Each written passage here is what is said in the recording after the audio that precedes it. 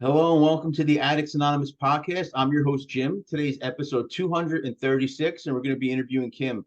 How you doing, Kim? I'm good. How are you? I'm doing well. So you ready to do this? Sure. All right, let's dive in and get started here. Tell me about your childhood and growing up. My childhood. I was raised as an only child, in an alcoholic, abusive home. Um, so my mother, being in recovery, I've learned a lot about the dynamics of my life and watching my mother be the codependent and the rescuer, and my dad being the alcoholic and being the wild one, and me, the little kid, wondering what the heck was going on. But for me, I was spoiled being an only child. I got everything I wanted or needed or more. Um, so, um, What were like some early memories of your dad drinking? well, either he wasn't coming home or there was a police officer coming to the door, or Um, me and mom were driving around to different pubs or whatever looking for him to bail him out of somewhere. So there was always commotion and chaos in my home. It was never a quiet moment. Um, and if it was quiet, it was probably because he was hungover. Yeah. no, this must have been tough on you. Yeah. Yeah. Oh, yeah. Because, like, I mean, being a little girl, you're like, it was just that was the way it was. I didn't know any different. Right. So even like going to school, you went to school, you didn't talk, like, it was like you were a different person. It was bizarre to me, like looking back at it now, being that little kid, going to school, pretending what was happening at home was normal. Like, because it was normal, but it wasn't normal. Does that make sense? Yeah, no, I mean, if you grow up in that environment, that's your normal. To you, Yeah. that's the way Yeah. it is. To other people And looking in, they don't think that. no, and when you're growing up, you don't, nobody talked shit. You don't bring your family stuff out of the home. It was never none of that, you know. Like, even, looking back at how many times the police have been at my door, or my mother had to be taken in ambulance. It was, even the police back then, it was like they came, they did their call, but nothing was ever done. You know what I mean? Not like today. Today is a lot different. So your dad was Yeah. physically violent with your mom? Yeah, very much. Very much so. Yeah, lots of blood, lots of broken noses, maybe a broken arm here and there. Never touched me. Very grateful for that. But I think witnessing that was enough. Oh, I was just about to say, just being in the Yeah, presence of that must have been yeah. horrible. It was like walking on eggshells, as we have that saying, right? It sure Yeah. is walking on eggshells. You just didn't know what was going to happen that day. Yeah. How was life when you went to school? In school, I struggled. I wasn't a school, like, I wasn't smart. Like, I don't think I was smart. Maybe I didn't apply myself, but I couldn't, I was more of a, I like to do things than read things, or so I couldn't grasp a lot. So I kind of got extra help, I guess, in school. Um, but I don't know, I felt I didn't really fit in to friends. I kind of made myself fit in to places. From kindergarten to grade 8, I don't really recall much. Um, No, I could empathize with some of those things. I kind of felt the same way for certain things like that, trying to fit in, not feeling right at home with anywhere. yeah, yeah, totally. Like even kids, they're cruel, right? They were cruel then. Oh yeah. Like I remember, like, grade 3 already acting out with boys. Like, it was something. Grade 3, grade 4, you talk about kissing tag and all that stuff. I was right in there. Like, it was automatic. trying to get attention, I guess. Even in class, I was a class clown. I always wanted like the teacher's attention or look at me, or not knowing that's what I was doing then. But looking back, I can say that that just totally was my attention seeking for sure. Yeah, me too. We got a Yeah. lot in common. And I Um, also feel like because I'd rather make other people laugh versus them laughing at me for some reason. Like yeah. even though people didn't, they laughed at me because I tried to be funny, but I felt like that was the only way, I guess, to fit in was I had to have a purpose. So if I was the funny guy, people would be like, okay, you Yeah. know? That's right. Exactly. Exactly. And again, that was from kindergarten to grade 8. And I don't know, I just you were told to do something and I kind of did the opposite. I never followed rules ever. Yeah. Oh, Yeah. yeah, I'm one of those people. Don't tell me something because I'm going to do the opposite. Well, it depends. Yeah. Depending on what it is, obviously, I can make better decisions now later in life. But Right. for example, as my sister one year, I was like, you know what? I could tell. I told her, I'm like, I can walk endlessly. I'm like, I can walk 10 miles one shot. She's like, no, you can't. That was on Christmas Eve. So Christmas Day, I walked to my mother's house, which was 9 miles away, just because Wow. my sister said I couldn't do it. Oh, what a mistake! When I got to my mom's house, my feet were had blisters. I was I was dying, but I made it. Wow. Yeah, Yeah. Oh yeah. No. And I guess being an only child, I really learned to play by myself a lot. So I was very isolated. I had friends on my street and I had fun doing those things and riding your bike and roller skating and doing those kinds of things. But it wasn't until I think when I hit high school, like grade 9, that I went wild. Like it was freedom. Like my parents isolated me a lot from the world. And I think when I got to high school, it was like I seen things and did things that I couldn't believe what was out there. You know what I mean? yeah, So I think, and at that point, my dad decided to quit drinking. I was 14 when he quit drinking, and he didn't do a program, he just stopped.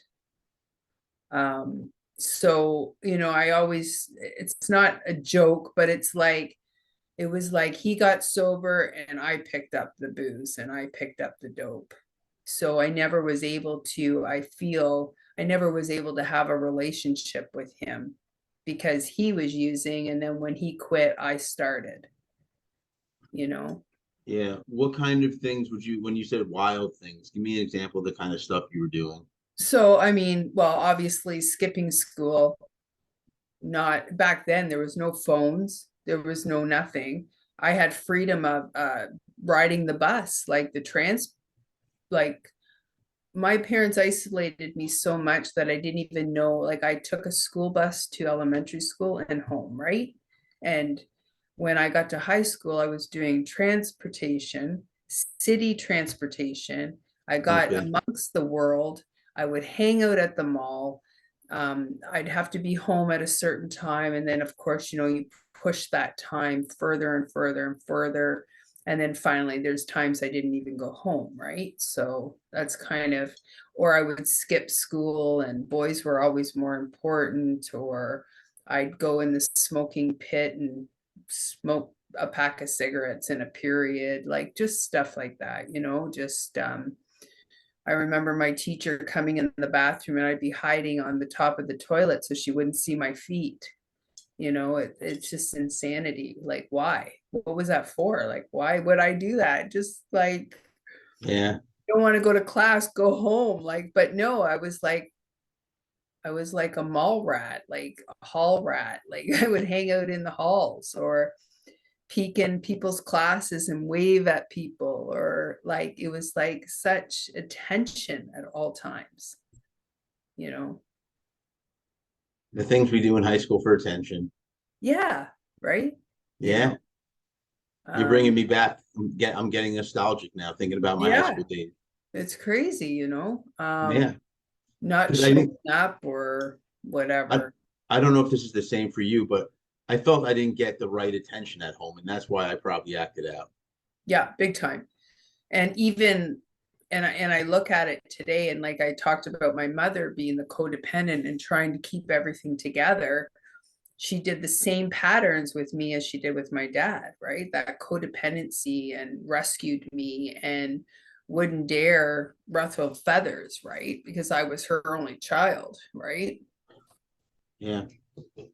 So it was all that too, you know. So what'd you do once you graduated high school? Or Well, actually, I real didn't quick, let me graduate. ask you this. When was Sure. the first time you ever tried drugs or alcohol? I was probably in grade nine, grade Okay. nine. And it was weed for sure. It was always weed. I mean, at Christmas, your parents give you a little shot, whatever, but I don't know, it wasn't like, how some people say they have that shot and they knew then that that was like, oh, that wasn't for me. It didn't do that for me. I think when it got out of control for me, I actually was like, so I partied and I did all the LSD. I've done drinking, I've done pot, all those things I've done. Um, I never did graduate high school because I didn't, because my credits, I skipped a lot. I never went to class. So, but I did get my hairdressing license through high school because that was the reason I went to this high school, because I wanted to be a hairdresser. So that was my only goal, was to get my hairdressing license. And I got that. So once I got that, I didn't feel I needed to follow through with getting the credits to graduate, because there was no, I had that tunnel vision. I got hair. I don't need anything else. You know what I mean? Yeah. It wasn't taught to me about education and all those things to me. Um, so I think it was, you know, you go to the bars, you're being a kid or whatever, but I got pregnant when I was 19, and I had my daughter, when I was 20, and I think she was almost a year old, and I found my drug of choice. So I was about 20 years old, 21. So 21 when I found my drug of choice, and that was crack cocaine. And that destroyed me big time. Destroyed me. I mean, as we both know how it goes when you're using, you go to any lengths to get what you need, right? Yeah. And I sure did do that. My parents ended up taking my daughter because I couldn't look after her. I was homeless. Um, I couldn't even feed myself, I sold myself for drugs. I did what I had to do. Um, and I think I never, and I talk about this today, I never thought that there was any hope. Like, I never knew there was a program, like, even of all the abuse my dad went through with alcoholism, I didn't even know there was AA. I didn't even know there was a 12 step, there was nothing. And I remember my mom taking me to, actually, it was a treatment facility, and they were doing a meeting. And it was I think it was an AA meeting or something she took me to, and she just said, like, I want you to listen, because it was my mother that found it. So she must have known throughout the years that that was an option. I don't know. I never did ask her that, but and I remember she goes, just listen to what they have to say. You can tell them what if they ask you to talk, then you can, whatever. So they were going around the room and they were introducing themselves. Um, I think maybe it was an NA, because I said I was an addict, because I'll never forget that. I said, I'm Kim and I'm an addict, because people were introducing themselves. And before the meeting, they're like, if you introduce yourselves before you speak. So it was my turn. And when I said my name and that I was an addict, it was like I knew in my gut that I found something. I don't know. I can't explain. It was like some kind of like, okay, I'm going to be okay right now, you know? I mean, I never stopped using at that point, but I'm just saying, I knew by saying I was an addict, that was like the light bulb. It was like, wow, I'm an addict. That is what's wrong with me. And then listening to what everybody else had to say, right? So that was my first experience at a 12-step meeting. And I ended up going to that treatment facility. And that was in 1994. I went there. And it was a women's AA based program. I was there for 30 days. And it was a good program. My parents, again, still had my daughter, so they would bring her to come see me. Um, I that was a long time ago, so I forget a lot of things that I learned or whatever about the program. I just know that I was in lockdown for 30 days and I got fed and I slept and I did program. um, I learned a little bit about meditation, stuff like that. I went to How did some. you like the meditation part? Actually, my first ever experience kind of freaked me out, actually. And it wasn't that I experienced it, but a woman that was doing that, one of the girls in our group that was doing meditation, and it was a guided. She kind of, I guess, must have got scared or something on her journey within the mind, and that freaked me out. So it kind of put that stunt on me at that point around exploring further into meditation, because it scared me, actually. What she experienced is she shared it, right? And it was like, wow, that's pretty powerful. I mean, you're only a couple of weeks clean, and here's this girl, like, I don't know what her experience was, but it scared me. So I never, took me a long time to integrate meditation again in my life, right? Um, what else? So one of the things I did do that they suggest not to do was move in with somebody that you're in treatment with. And I did do that. Me and another girl got an apartment, and it wasn't long after we were both using together in no time, and chaos, and you know how it goes with the drug use. And again, it was always, called up mom and dad. They came, picked me up, bailed me out, took me in. And it wasn't long after that that I went to another treatment facility. At this point, it was a 6-week one, and it was all women, and it was based around more inner child work, which was a really, really, for me, a cool program. It was the most, like, it was like I was rebirthed again, learning about myself by doing this inner child work.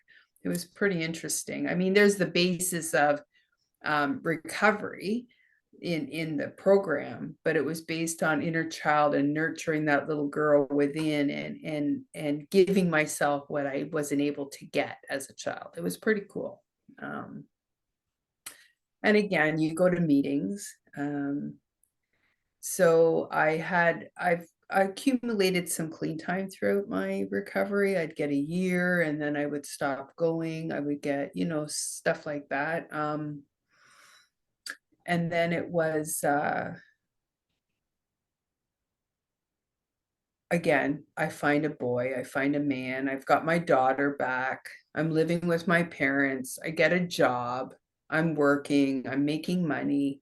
And I met, he's my ex-husband now, but I met a husband, and we started dating. And what's really sad that I look back today is that our first date, I allowed myself a drink. I had almost 2 years of sobriety and clean time, and I was doing meetings, 12-step meetings, a lot. That was my life. And then I get this job, I get my daughter, and I get a boy. And the first thing I do on my first date with him was I gave myself permission to have a drink, Why right? do you think that is? Um, because I believed alcohol wasn't my problem. Even though my recovery is NA, and alcohol is a drug, period, whatever in my brain told me never ever registered that alcohol was a drug, because alcohol wasn't my problem. So I gave myself permission to say fuck it and have a drink. And I disappeared. So I ended up marrying this guy. We ended up buying a house, having a family. I had a son with him. So now I've got two kids, married, house, picket fence, and I didn't do any recovery for 8 years. 8 years. And my life fell apart. It fell apart. My marriage fell apart. I lost my job, both kids. And then I had to go to treatment again.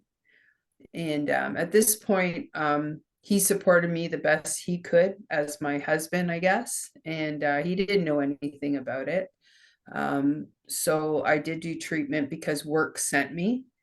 I had no choice, right? At this point. And so again, because I've been in recovery, I know people. So when I would come back to recovery and do meetings, people were still there and welcomed me. So it was an automatic, I was home. I knew I needed to be there. And I knew that that way of life was the way of life I wanted. And my marriage ended up failing. Like it didn't work because he continued to drink. Didn't believe he had a problem, which I believe he did, but it's not for me to say.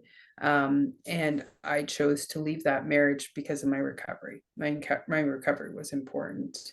And I had 2 years clean, and I was living in an apartment with my two children. And so throughout my marriage, it was more alcohol based. So I became a full blown alcoholic. I mingled a little bit with a little bit of powder or whatever, but it was more the booze at that time, the 8 years. And I say this story because in recovery, they tell us to never say never. And at one point, I came into recovery as a crack cocaine addict to become a full blown alcoholic, to not touch cocaine or anything for 10 years. And it was 10 years later, at 2 years clean, I picked up a bottle and chose to pick up crack after 10 years. And I was back at where I was 10 years before without both kids now. I've lost both kids. And I was just a full blown using addict again. And the chaos of that world, as we know, didn't stop for a long time. And because my kids weren't with me, it also gave me more permission in my disease to continue to use more. And I didn't care. I didn't care. And because I had a job at a point, I had quit my job because I wanted the profit sharing that I had put away for. And I used all that money in short of a month. And I mean, it was a lot of money. And I used it within the month. And of course, back to, homelessness, no food, nowhere to live, selling my soul for dope, whatever. And, so that went on for about 3 years. You said at a certain point you were homeless. Yeah. Yeah. Yeah. So, Just surfing, just surfing. I wasn't on the street, but I was okay, surfing, couch surfing. Yeah. okay. Yeah. Yeah. Oh yeah, I could find, and I don't know if it's easier because I'm a woman, I was able to get into places or whatever, but I never ever had to sleep outside. Thank God. Thank God. But I'll tell you, I know if I continued, I would have. I know I would have because people were tired of me. Tired of me. Yeah, because I'm not a very nice person. We're not nice people when we're using, you know. I wasn't a nice person. No, I mean, it depends on to who, but yeah, I definitely wasn't. I could have been nicer to certain people. Right. Yeah, of course, to get what I wanted. Yeah, But if I had to be a bitch, watch out, I was a bitch, right? yeah. Yeah. It's quite the heckle and jive situation for sure. You know. So I guess at this point I ended up calling my dad. And again, my dad was still sober. And I just reached out to him. My parents had split up at this point. And I called him and he says, "Why don't you just come here and sleep? I won't ask you any questions or whatever." And I did do that. And I ended up staying with him for a while. And again, I'd get a couple days clean and then go back, using, get clean, use, and it got to the point that I was tired. I was really, really tired. And I remember I promised my kids, because promises were always broken. And I was taking them to an amusement park, and I used all the money I had. So I couldn't take them. And I was so pissed off with myself that I reached out to somebody in recovery and I said, I need help. And she says, well, I can take you to detox. So she got me into detox, thank God. Because usually, like today, it's hard to get into detox. So I went to detox, and it was a detox pre-treatment. So you were able to stay there to stay clean before you go into treatment. So it was like a 3-tier house. So you detoxed, it was a pre-treatment, and it was also a treatment facility. But because I was on a waiting list for another treatment facility, I stayed there for 5 weeks. And I remember my dad dropping me off, and I just looked at him and I said, do not allow me out. Do not come and get me. Do not let me manipulate you people to come pick me up. I said, all I want is smokes and a phone card. That's all I need. And I'm very grateful that I promised myself that. And, I called this treatment facility 3 times a day because the waiting list was insane. And I knew that this was a long-term treatment facility. This would be my 5th treatment center.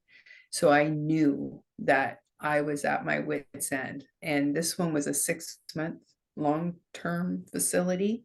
And so I waited and waited. Anyway, I was there for 5 weeks. And from detox, I went to the treatment center.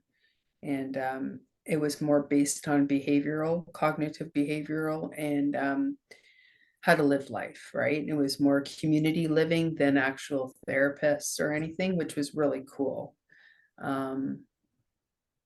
And a lot of people went there from that were on parole or that did a lot of time. So it was a mingle of people.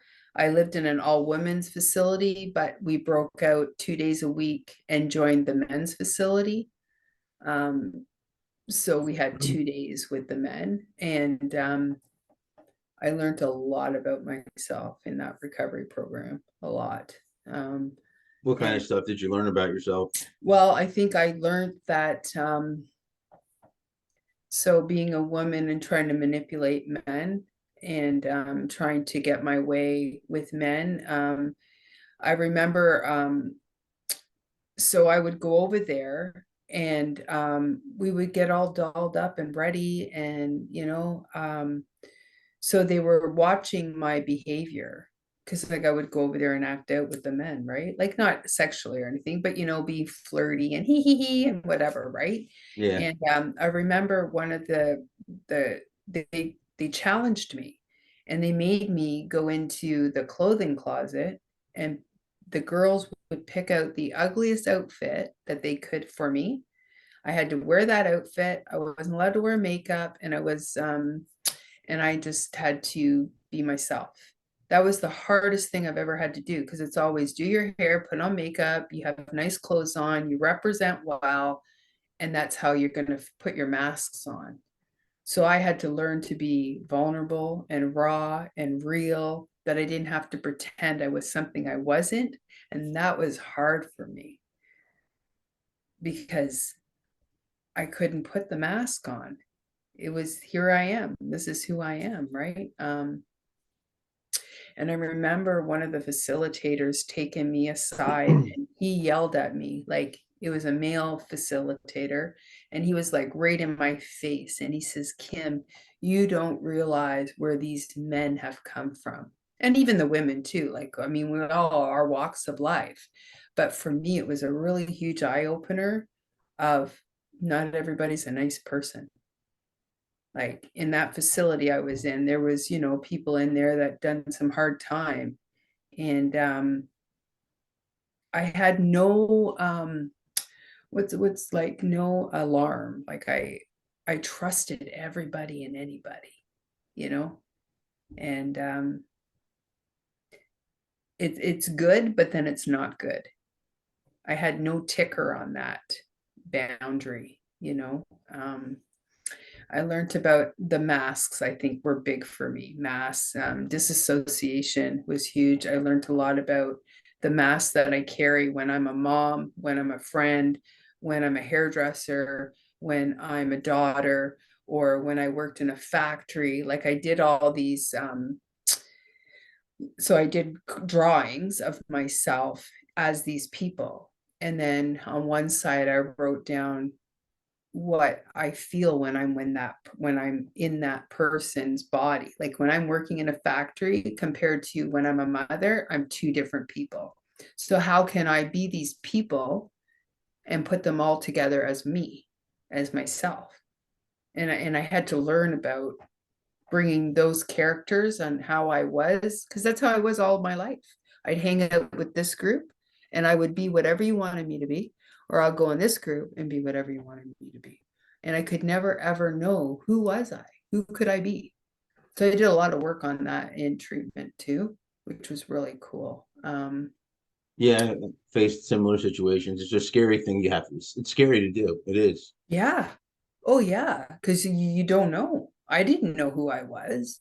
I was who you wanted me to be, right? So learning about myself, it was really cool to do that. And to be able to be removed from society. Like I couldn't even talk to family or anything for like 2 weeks on the phone. Like it was very strict.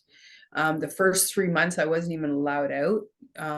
So my first outing was like a 6 hour outing, and it had to be somebody that graduated from the program. So you're kind of not alone. You get to choose what you want to do in those 6 hours, but it's with somebody from the facility. And this is all by choice. Like I chose to do that because I knew that this was my last haul at recovery. Like there was no hope. And I mean, and throughout all these times of in and out and using, I ended up a lot of times in the hospital, the psych ward, wanting to kill myself. Like it was just nuts and chaos and being diagnosed with depression. And then they wanted to diagnose me bipolar, and then they'd give me meds for those things. And I'm none of those things. You know what I mean? But it was like they just didn't know what to do with me, you know? Um, and they wanted to do shock treatments on me. And my Really? mother said, like hell, you're doing shock treatments. She has an addiction problem. And if we can get her withdrawn, then so anyway, I'm very grateful. My mom was she helped me a lot through that. And I'm glad I never did the shock treatment, but I also know it does work for people, you know. But I'm glad I didn't have to do it. Yeah. I think that's like an absolute last resort. Yeah. Oh, yeah. And my mother wasn't willing to make that the last resort for me. Like, and I'm grateful because, like, I have no diagnoses today.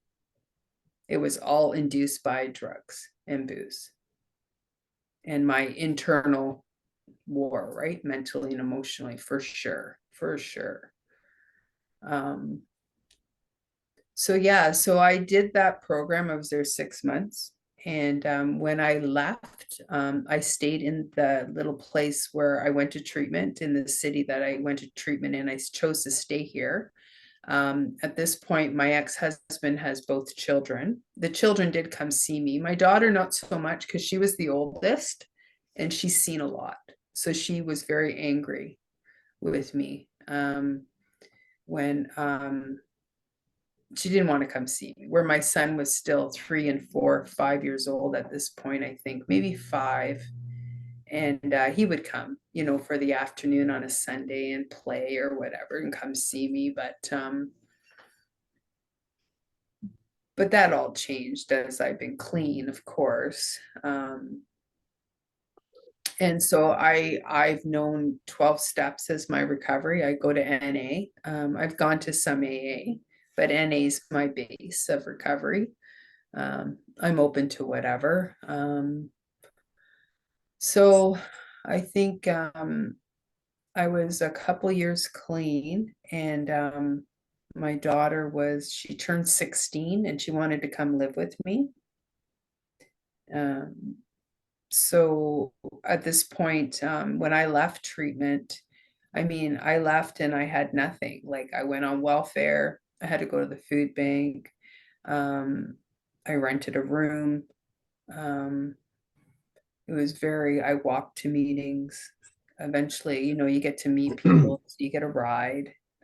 So very basic. And I did 2 meetings a day for probably a year. So we were fortunate. We had meetings in the morning and we had meetings at night, and I would do both.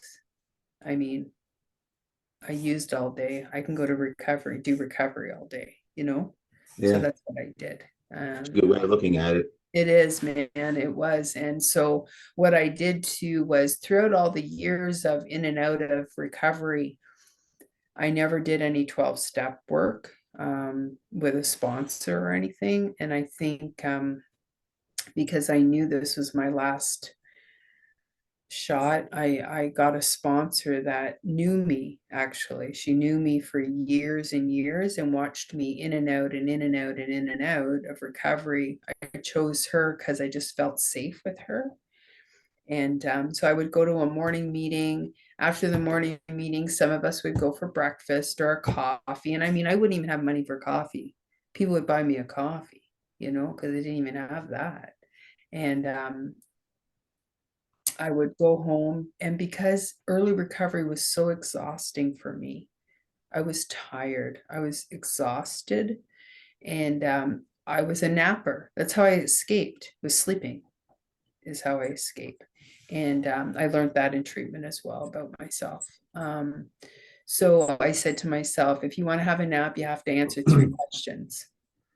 So for me to give myself permission to have a half hour or an hour nap, I had to answer 3 questions out of my work booklet to so that I would allow myself to sleep. And I did that. And then I'd get up, I'd make dinner or something to eat, and then I'd go to the nighttime meeting. And that was my every day for a long time in early recovery. Um, until I went back to work. I mean, I've done other things. Like I worked at like the coffee shop. I worked in factories. And then I got the confidence and the self-esteem back enough to get back into hairdressing. And that was scary for me because I loved it, but also I was so scared, I guess, to jump back into that industry. But anyway, I ended up, getting back into hair and being responsible to show up to work and not be sick or follow through, because I was always a person that I'm sitting here with you right now, but I'm already thinking about what's happening over there. You know what I mean? I could Yeah, never be in the moment. It was always like I'd be at work going, oh, I'm going over here. I got to do that. Like I could never calm myself down enough to just be in the moment. And that was work. I was exhausted just even being at work and working. Does that make sense? yeah, I and I went to a meeting every day, like because I was working now, I couldn't do 2 meetings a day, so I would go to a meeting every night. Um, so I don't know. I just recovery is my life today. I'm very grateful. Last night I just celebrated at my home group 17 years. wow, that's a Yeah, long time. Good for it you. is, man. And when I heard them announce like a month ago, they announced your birthday, I got like a little bit anxious. It was the first time in a long time that it was like, holy shit, 17 years. And I've been struggling to get clean since 1993. And for me to have 17 years clean and sober, and how my life has changed because of the work I've done on myself. Like I mean, I've done 12 steps, but I'm also very open to reading new material on self-help and different forms of, because my addiction can be sexual, it could be shopping, it could be eating, my eating disorder. I could still like not pay that bill because I want that, not that I need it, but I want it. Like, so those are some of the behaviors I practice today. I still like February in Canada is freezing. So for me, I'm more of a seasonal sad person. So I have to fight to get off the couch and make my day active because like I could hide in that couch and just get depressed and eat my face off. That's another form of my disease, that can and take me down. Um, but we talked about meditation, and I'm thinking this last year in my recovery, I practice meditation daily. And I'm very grateful that I give myself permission to do that. Um, I mean, it's hard to do, but I get frustrated, and then it's like, no, I don't need to let your head wander, bring it back, but I enjoy it. It helps me keep centered for sure. Yeah, Um, meditation was a lifesaver for me. yeah, I love it. I I love think Bill W. I think he mentions it 10 times in the big book. Yeah, yeah. Actually, I'm my sponsor today is she does both programs. So right now I'm actually doing the big book. And we're doing questions through. I just finished reading the doctor's story. Yep. So yeah, I'm trying to like I open up my mind to other forms of recovery for myself. I don't think there's a one way all fit all. Um, 2 years ago, I went back to school to become a recovery coach. So I'm a recovery coach today. I help people in addiction, um, and I either go live with them to get them clean and sober.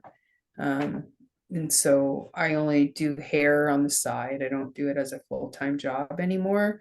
So by doing that, I did my course as an interventionist as well through my recovery coaching. So I do interventions as well, and I friggin' love it. I love what I do. I love to be there for people because it's been given to me. So that's been my life the last couple of years anyway, is helping other people in recovery like yourself, doing meetings and your podcast. And I think that's so cool. Oh, thank you. Yeah. Yeah. And I learned a lot about myself working with other people because it brings up my traumas and my own stuff. Um, so I'm able to do work around that as well. Like I hate confrontation. Sometimes I feel I can't be assertive, or sometimes I still think that I have nothing to offer.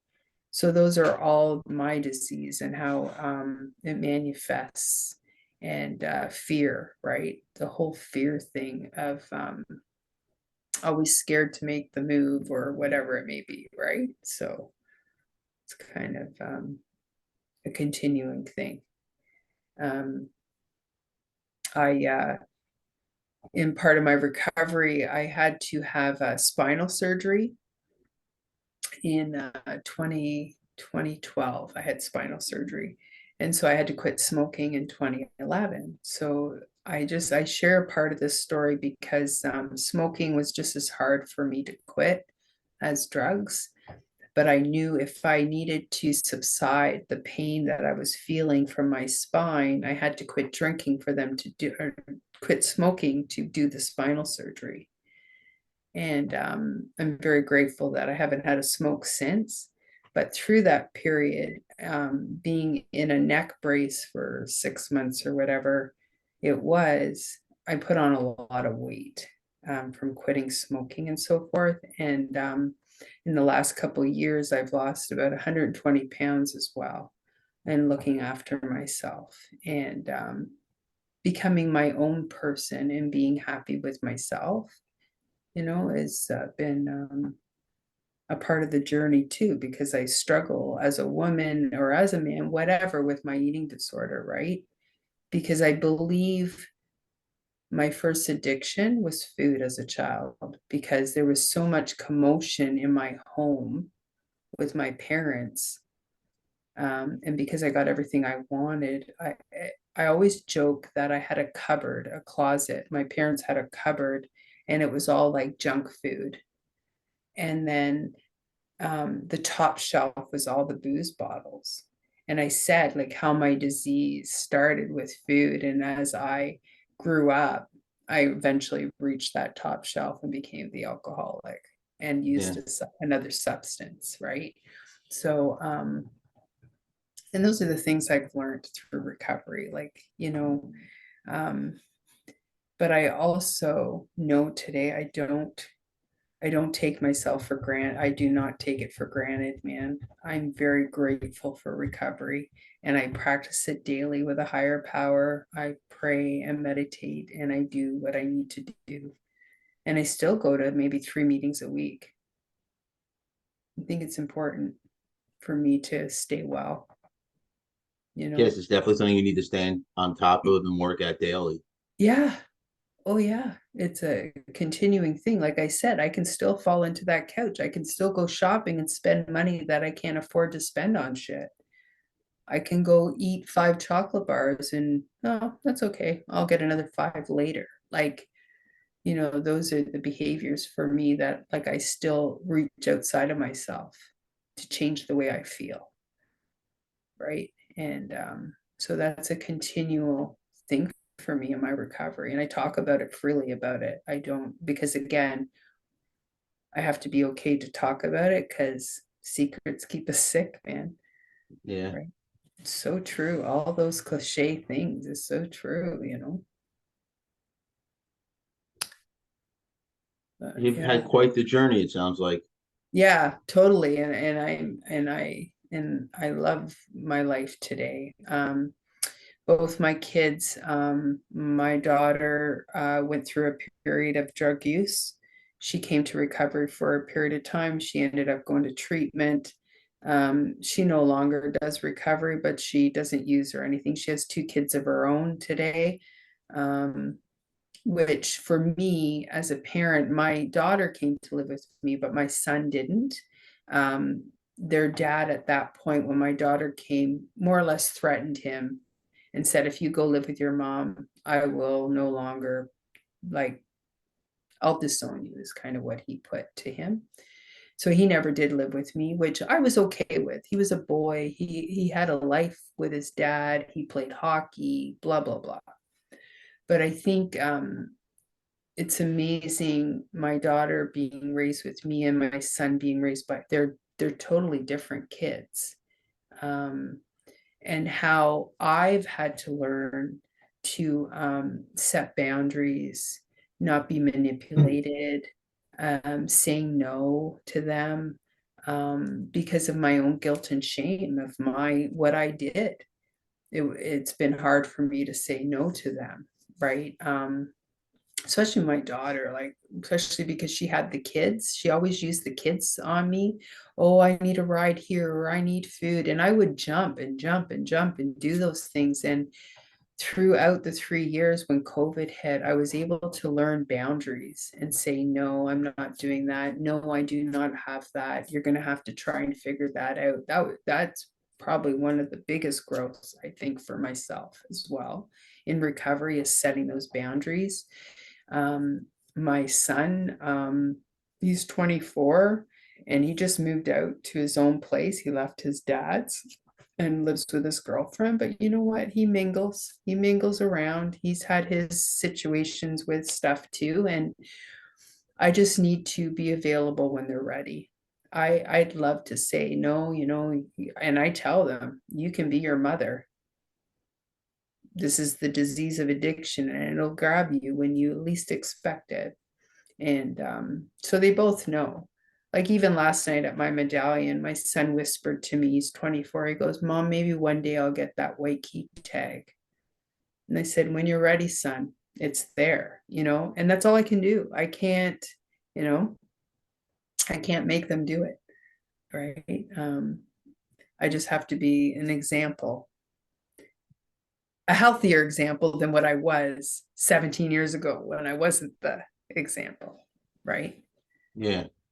So those are Yeah. Well, I really appreciate you coming on the podcast and telling your story. How do you feel? Thanks. Yeah, pretty good. Thank you. Yeah, thanks. Hopefully it helps, you know. It'll help someone. And you did a great job telling your story. Thank you. Thank you. Thank you. So, did you have anything else that you wanted to throw in? No, I don't think so, actually. No, I think that's it. I just I'm grateful for my clean time and my recovery and my higher power and people like you that are out there trying to spread awareness that it's possible to get recovery and stay well from booze and drugs. Yeah, absolutely. It does get better. Yeah, sure does. All right, do me a favor, sit tight there. And for everyone that's watching and listening, if you like what you saw and heard, go below and give us a like. Also, subscribe to see when we upload new videos. You can check us out on all social media like Twitter, Facebook, Reddit, Instagram, TikTok. You can also check out our website, which is www.addicts-anonymous.com. There's plenty of free resources and free literature. And hopefully we have a book. Well, we definitely have a book coming out, but hopefully it will be out by the end of next month, end of March. It's called Addicts Anonymous, Our Stories. It's a collection of essays I've written as well as people's stories that submitted them for the book. So look out for that. That's all we have for today. I hope you enjoyed it. And until next time.